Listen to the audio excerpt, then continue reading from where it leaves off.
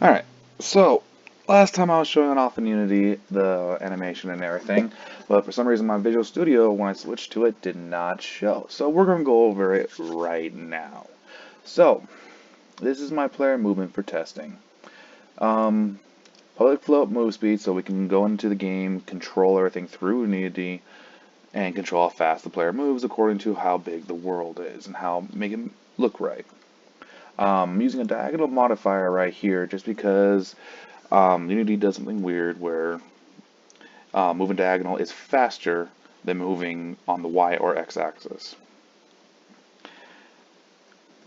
This one right here is a private string for character direction. It checks which way the character is currently looking. The reason why that's important is that way when you stop, it stays looking in that direction. If this wasn't here, it would go back to whichever direction I had set as default. So if let's say I'm moving up and I let go of the up button, he'd immediately switch around and look down if I had him originally facing down. This right here, this is for the animator. That way the animator knows what to do. We're using the rigid body to control everything through the animator. This is the Boolean just explaining to the code that, hey, if the player is moving, it's true. If not, it's false. That way we know when we're moving and we're not moving, and the animator can feed it to two different animations. And then this one right here is a public vector 2 last move. That way it checks which way you were moving last. Pretty simple. This right here, the next line, is checking if the player exists in the scene already. The reason why I did this is so when we switch scenes, like say moving into a house or something like that, it'll keep the player, all its stats, health, everything, and just move it over to the next scene instead of destroying that game object and recreating a new one.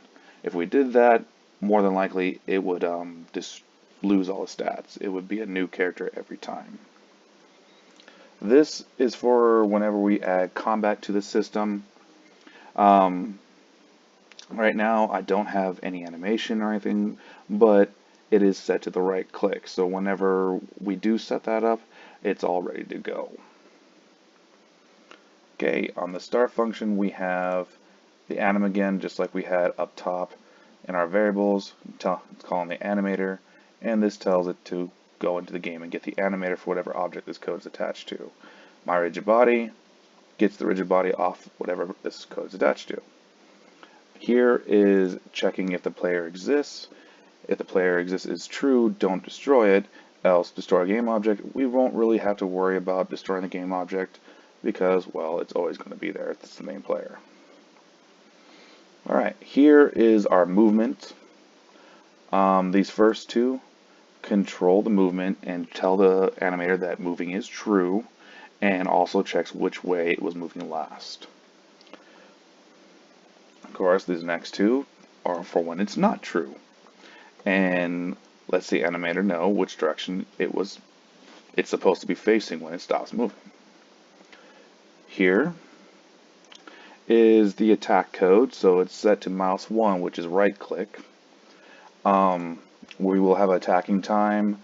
It'll tell it that its attacking is true, what to do if it's true, things like that. None of it's set up because, well, we don't have attacking, like I said.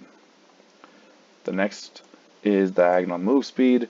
This is a simple code that lets us change the speed at which it moves diagonally.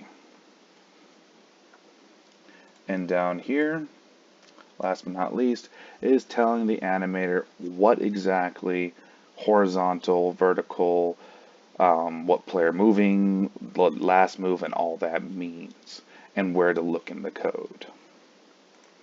So yeah, like I said, very simple code, but it works. Alright, thanks guys.